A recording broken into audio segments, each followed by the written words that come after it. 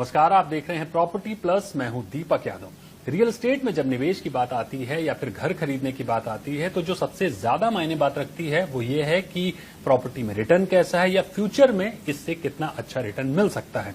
मोटे तौर पर जब हम निवेश करते हैं तो इक्विटी मार्केट, गोल्ड और रियल एस्टेट को आपस में कंपेयर करते हैं। अगर मौजूदा वक्त को देखें तो इक्विटी मार्केट अपने ऑल टाइम हाई पर है, सोने की चमक भी बरकरार है और लगातार बढ़ रही है, लेकिन प्रॉपर्टी मार्केट के हालात बहुत अच्छे नहीं हैं। हालांकि बीते कुछ एक महीनों में सेल बेहतर हुई है, लेकिन ओवरऑल हम उसे बहुत अच्छा नहीं कह सकते।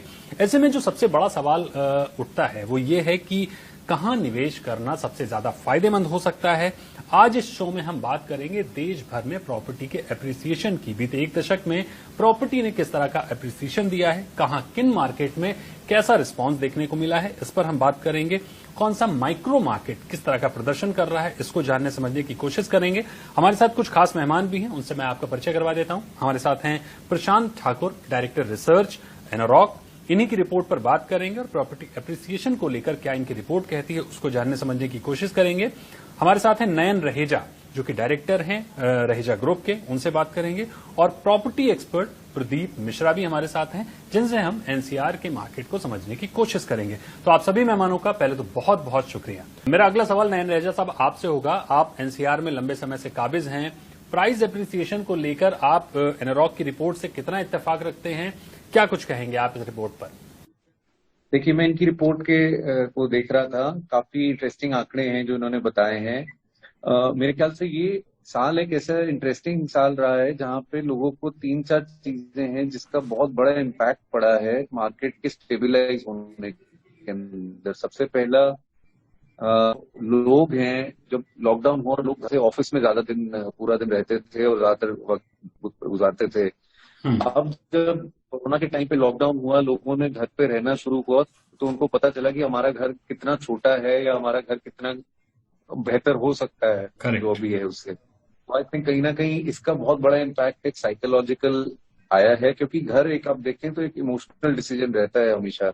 आपकी प्रेस्टीज का भी सवाल रहता है, सोशल स्टेटस भी होता है, आपका कंफर्ट, लग्जरी, बच्चों के बच्चों का सारी चीजें देखी जाती हैं। आपके घर में शादी भी होती है तो लोग घर ही देखते हैं सबसे पहले। तो ये मैं मानता हूँ एक बहुत बड़ा इम्पैक्ट है कोरोना का।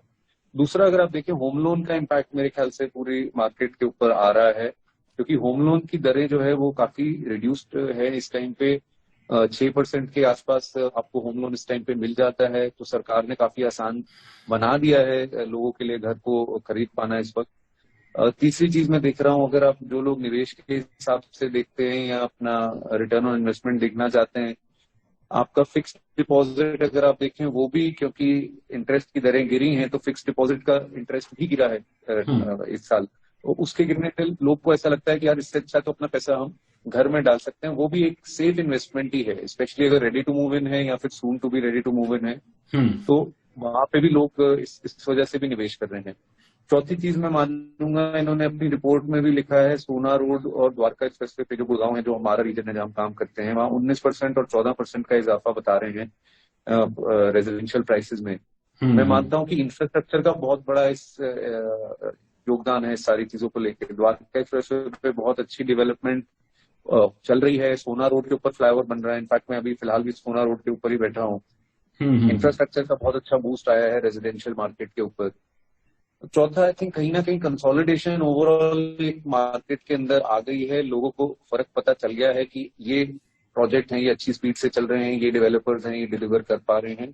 तो वहां पे अगर हम देखें तो तेजी आ रही है। हम लोग के लिए पर्सनली भी कंपनी में नए नए टाइप के प्रोडक्ट, फार्मिंग बेस्ड प्रोडक्ट हम लेके आए हैं। वहां पे बड़ा अच्छा एक देख रहे हैं चीज जो पहले कभी हमने नहीं देखी, इस टाइप का रिस्पॉन्स देख रहे हैं। लग्जरी सेगमेंट में भी हम अच्छा रिस्पांस देख रहे हैं। इवन क्रॉस सेगमेंट, अगर मैं रेजिडेंशियल की बात करूं, इस टाइम कमर्शियल से ज्यादा रेजिडेंशियल बूम पे है। तो मेरे ख्याल से आने वाला जो साल होगा वो मेरे ख्याल से एनसीआर मार्केट के लिए इससे भी अच्छा होगा, और शायद हो सकता है पूरे देश के लिए भी। एनसीआर में अगर हम देखें तो डिमांड खूब है तो दिक्कतें भी भरपूर हैं। ऐसे में होम बायर्स या इन्वेस्टर्स सबने हाथ जलाए हैं। तो क्या आपको नहीं लगता कि जो एनसीआर में एप्रिसिएशन बहुत अच्छा देखने को नहीं मिल रहा है, बहुत अच्छा रिटर्न देखने को नहीं मिल रहा है, उसके पीछे जो कारण है वो सबसे बड़ा कारण यही है कि एनसीआर में जो दिक्कतें हैं उनको कम नहीं किया जा रहा है, वो कम नहीं हो पा रही है, लगातार परेशानियों में है होम बायर्स? देखिए, अगर आप इनकी रिपोर्ट पढ़ें एनरॉक की, तो आप इस बात को समझें कि जो इन्होंने 2% का इजाफा दिया है वो 2013 के मुकाबले पिछले 7 साल का इन्होंने डेटा दिया है। ये पिछले 1 साल का नहीं है, जहां तक मेरे को समझ है इस बात की। तो अगर आप 2013 के अगर रेट्स को कंपेयर करेंगे, 2013 तो वो था जब उस टाइम पे पीक चल रहा था।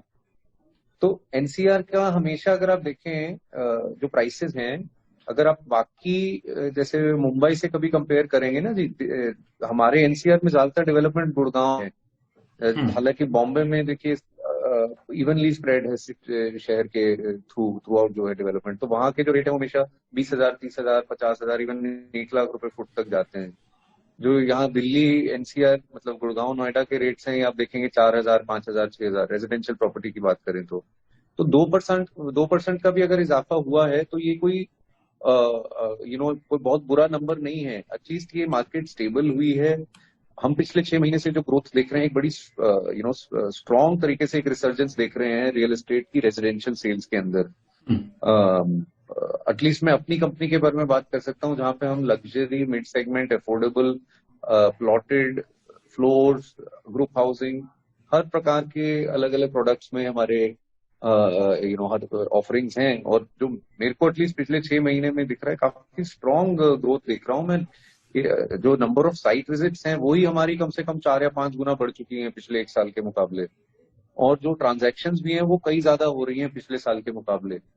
तो हमें तो जो ट्रेंड नजर आ रहे हैं आने वाले वक्त में, मेरे को ऐसा लगता है 2021 में एक बहुत स्ट्रॉन्ग टर्न अराउंड आएगा रियल एस्टेट के अंदर, स्पेशली एनसीआर में। और एनसीआर फिर compete करेगा बाकी जैसे जैसे डिलीवरीज होती जाएंगी और जैसे जैसे चक्का घूमेगा।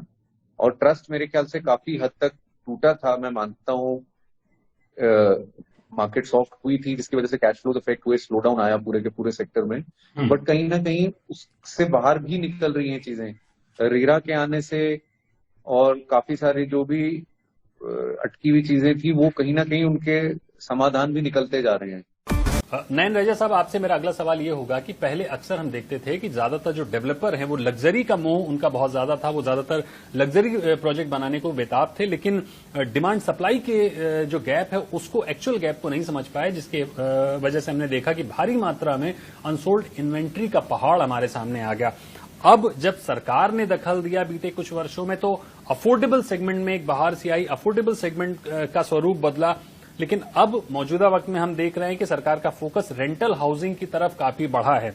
तो क्या आपको नहीं लगता कि जिस गंभीरता के साथ सरकार रेंटल हाउसिंग पर काम कर रही है, उसको देखते हुए डेवलपर्स को न्यू सेल के बजाय रेंटल मॉडल पर भी फोकस करना चाहिए या करना पड़ेगा उनको? देखिए, अभी आई थिंक बहुत अर्ली डेज हैं रेंटल हाउसिंग के बारे में बात करने के लिए। हालांकि इसके ऊपर पॉलिसी फ्रेमवर्क कुछ चीजें आ चुकी हैं, कुछ चीजें आनी बाकी हैं। I think as a company it is not something जो हम अभी फिलहाल बहुत एक्टिवली देख रहे हैं रेंटल हाउसिंग। और I think pandemic time specially, क्योंकि रेंटल हाउसिंग में क्या होता है जी, शेयर्ड स्पेसेस भी होती हैं, लोग आते जाते रहते हैं। दो टाइप के हैं मॉडल्स इसके अंदर। एक है जिसमें आप किसी कंपनी या इंडस्ट्री के लिए आप रेंटल हाउसिंग लीड करते हैं, जहाँ लोग आते जाते रहते हैं। और दूसरा एक लोग कभी भी आते जाते रहते हैं। फिलहाल पैंडेमिक टाइम के अंदर आई थिंक इवन कमर्शियल और रिटेल की भी जो आप बात कर रहे थे, या आई थिंक रेंटल हाउसिंग को भी मैं मानूंगा कहीं ना कहीं एक कमर्शियल के टाइपोलॉजी के अंदर ही आएगा। जब तक आप अपने परिवार को लेके हर वीकेंड पे मूवी दिखाने ले जाना और शॉपिंग करने ले जाने में कंफर्टेबल नहीं होते, पहली चीज। जब तक आप लोग और आपके मतलब आप से मेरा मतलब है पूरा का पूरा जो जितने भी लोग काम करते हैं, जब तक वो लोग ऑफिस कंफर्टेबली जाके बिना मास्क के, बिना छुट्टी लिए, बिना डर के ऑफिस नहीं जाते, दूसरी चीज, तब तक मुझे नहीं लगता कि कमर्शियल बिल्कुल इमरजेंसी वार्ड से बाहर आएगा।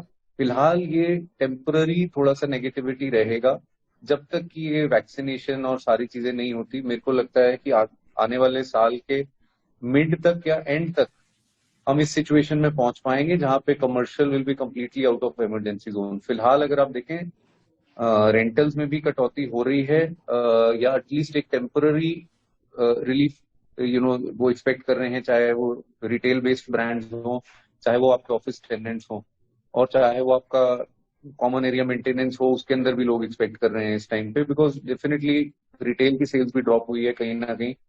मैं नहीं कहता सारे टाइप के रिटेल, बट कुछ कुछ एक टाइपोलॉजीज स्पेशली, जैसे कि फूड, एंटरटेनमेंट, सिनेमाज, इस टाइप की चीजें, और इवन इन ऑफिसेज। तो आई थिंक जब तक ये सारी चीजें सॉर्ट आउट नहीं होंगी, तब तक एक नया कमर्शियल सेगमेंट जैसे कि यू नो रेंटल हाउसिंग हम एटलीस्ट नहीं देख रहे हैं। आगे आने वाले वक्त में हो सकता है कि हमको देखें, जब ये